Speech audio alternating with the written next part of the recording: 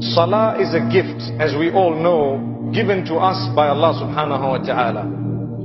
It is important that we consider it a gift, because some people consider Salah a burden. If we consider it a burden, we will not be able to achieve the broader blessings of Salah. There are several categories of people. The first are those who don't read Salah, yet they want to call themselves Muslimin. And the Prophet ﷺ says in a correct narration, he says the distinguishing factor between us and the disbelievers is Salah. It is the distinguishing factor. You want to know if a person is a Muslim or not, all you need to look at is the Salah. If the Salah is in order, it would show that they are believers. If the Salah is not in order, they have a lot to improve. So this is a very, very important narration. First category of people, they want to call themselves Muslim, but they don't want to fulfill the basic gift of Islam. The second category of people are those who call themselves Muslim and they fulfill their Salah, but considering it a burden. They find it tough. They are lazy. They come last minute and they go out first. The last one's in and the first one's out. Subhanallah.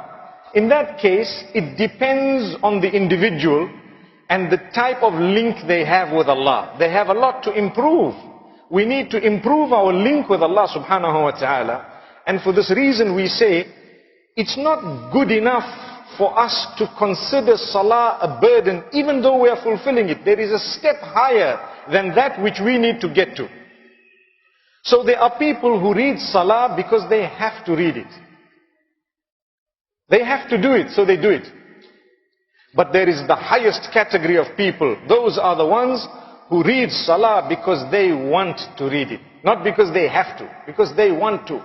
So you find that they are doing it considering it a gift of Allah. These are the ones whom when they come into the house of Allah, they forget everything outside the house of Allah which is not related to Allah subhanahu wa ta'ala.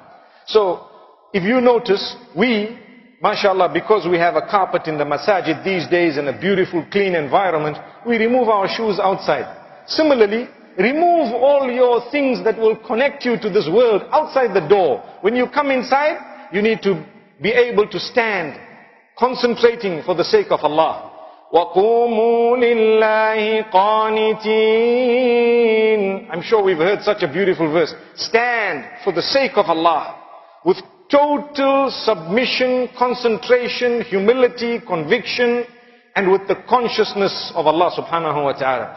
Such a person will be able to reap the benefit of Salah. Do you know that if you were to fulfill one Salah with Jama'ah in the proper way, and then you are to fulfill the next Salah with Jama'ah in the proper way, it would act as an expiation of the minor sins between the two Salahs. The minor sins, the Prophet ﷺ says, أَتْبِعِ السَّيِّئَةَ الْحَسَنَةَ تَمْحُهَا. Follow a bad deed with a good deed in order to wipe out the bad deed. Some people don't understand it. They think you can go and murder someone and then go for Hajj. You can steal their money and then go for Hajj and everything will be deleted. No, that's not what the hadith means.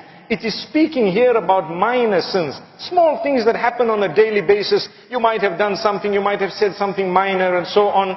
You know, there might be a few little small things that happen which we know or we don't know sometimes. When we follow up with a charity or a good deed or a salah, automatically we find that these minor sins have disappeared. They will go away.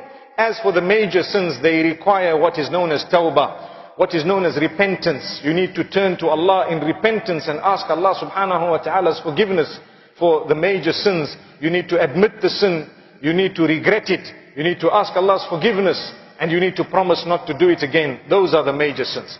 So getting back to the issue of Salah, we enter the house of Allah. The question I have, do you feel that this is the house of Allah?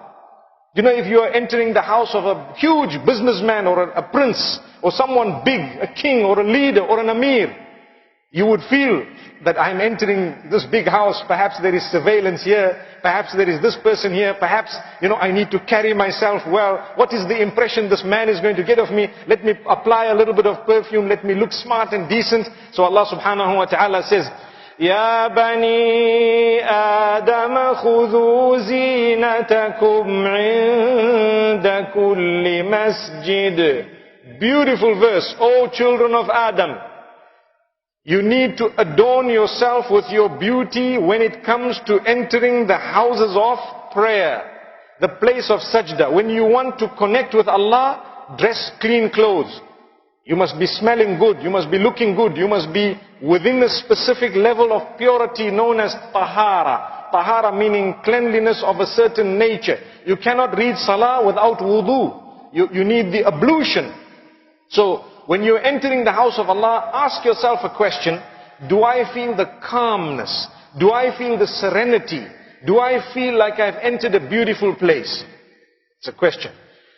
I have come across some non-Muslims who have visited some masajid. Nowadays in the Western world, we have an open day, where sometimes we have to welcome the non-Muslims. They want to see what is Islam all about. So they enter the masjid, they come. And some of them have told me that we bear witness. The minute we turn the corner with our car, we noticed some feeling of peace when we saw this house of Allah. Amazing. The non-Muslim is telling you, when I entered this, there is some amazing serenity. So, some of the ulama, they say, how can a non-Muslim feel the serenity of the house of Allah? But it's common sense, they are human beings. They will also feel a spirituality in the house of Allah subhanahu wa ta'ala. If they have the right intention and the right heart, they will feel a goodness. So if the non-Muslims are telling me and you that we feel some calm atmosphere in the house of Allah subhanahu wa ta'ala, how come we as Muslims do not feel the calm in the house of Allah sometimes? Why is it that we find our own children and offspring away sometimes from the house of Allah subhanahu wa ta'ala? Perhaps our intention needs to be rectified. Let me quickly take you through the first part of the hadith of Mu'adh ibn Jabal radiallahu anhu, which I'm sure a lot of us should know of by heart. It is the hadith where Rasulullah sallallahu alaihi wasallam was sending Mu'adh ibn Jabal radiallahu anhu to Yemen. Common hadith. And the Prophet sallallahu alaihi wasallam says, إِنَّكَ تَأْتِي قوما أهل كتاب فليكن أول ما تدعوهم إليه شهادة أن لا إله إلا الله وأني رسول الله. You will find some people who will be people of the book, O Mu'adh. First thing you should do to them, call them towards أشهد أن لا إله إلا الله وأشهد أن محمدا عبده ورسوله. Call them towards worshipping Allah alone, sincerity for Allah, declaring Muhammad sallallahu alaihi wasallam as the final messenger. This includes obviously believing in the previous messages and believing in the previous books and coming down and understanding how Muhammad sallallahu alaihi wasallam is a messenger of Allah and believing it. Then he says, فَإِنْهُمْ أَطَاعُوكَ لِذَلِكَ فَأَعْلِمْهُمْ أَنَّ اللَّهَ افْتَرَضَ عَلَيْهِمْ 5 صَلَوَاتٍ فِي كُلِّ يَوْمٍ وَلَيْلَةٍ. If they follow that, then let them know that Allah has prescribed upon them, which means He has made compulsory for them 5 salah during the day and night. 5 salah. Now I want to stop there, because when we do not achieve the benefit or the serenity of the house of Allah, and if we do not achieve the peace through reading salah, it means there is something wrong with our shahada. This is what it means. Why? Because the first step is to accept the shahada and to understand that there is none worthy of worship besides Allah, and Muhammad sallallahu alayhi wasallam is His messenger. And if you worship Allah alone, without engaging in any form of polytheism or what is known as shirk, and if you are conscious of the worship of Allah alone, you've developed a direct link with your Maker, and you firmly believe that Muhammad sallallahu alayhi wasallam was sent to me and you to show us how to worship Allah subhanahu wa ta'ala, and to show us why we have been created in this world, and to lead us towards paradise, and that He is the final messenger and His message is final and totally complete, then only you will be able to benefit from salah. But when we are involved in innovation, how can we benefit from salah? We come to the masjid, our heart is not there. When we are involved in association of partnership with Allah, or some shirkiyat, some little polytheism and so on, which is obviously a major sin, then how can we benefit from salah? We won't. We will find it a burden. We will not be able to develop a link with Allah. Today, on the globe as a whole, people are searching for peace. People are searching for inner contentment. Do you know that the Prophet ﷺ used to tell Bilal ibn Rabah, Arihna biha ya Bilal. What is he speaking about? He says, oh Bilal, let that comfort come through it. Through what? Through the adhan. Go and call out the adhan. We will achieve the comfort of that adhan. Amazing. I recall these beautiful words of success that we hear so many times a day.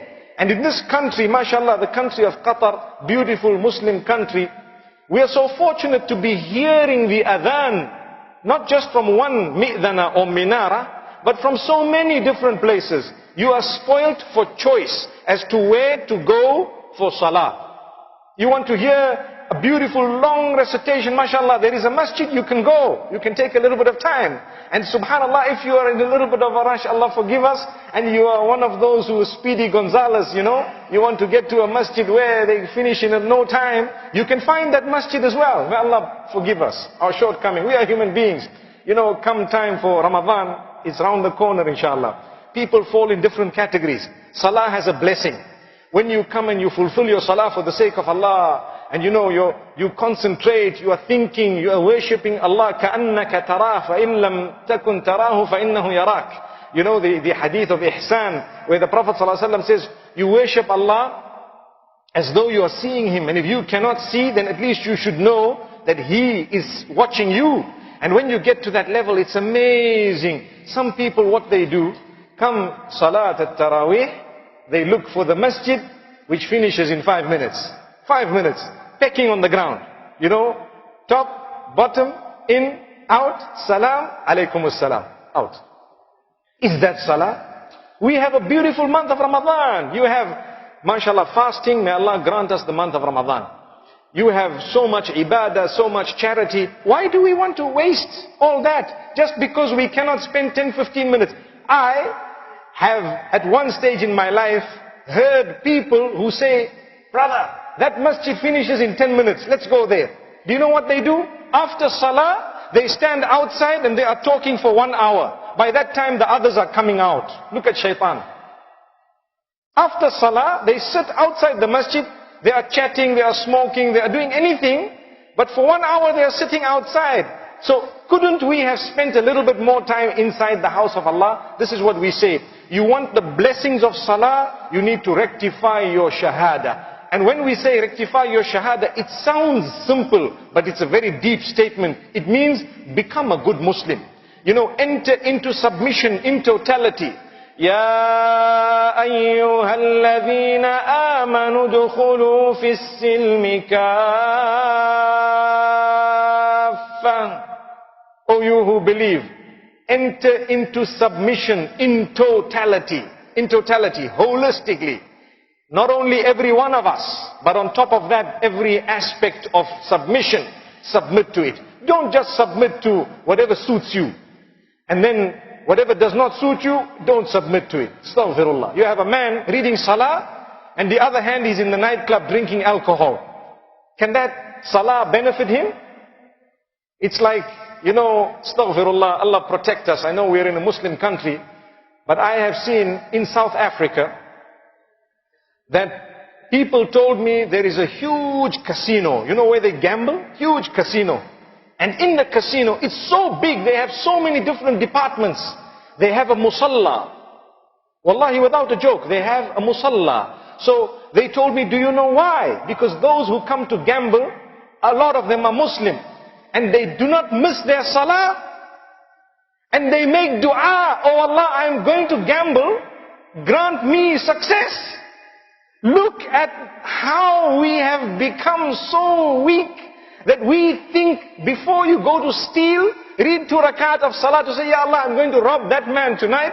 Inshallah, I don't get caught. Ya Allah, help me, I'm making 2 rakat. Astaghfirullah. But this is the mentality of man. It is happening. May Allah protect us. So Allah says, oh you who believe, enter into submission in totality. Your salah will not benefit you if you have not removed from your heart the love for that which is wrong.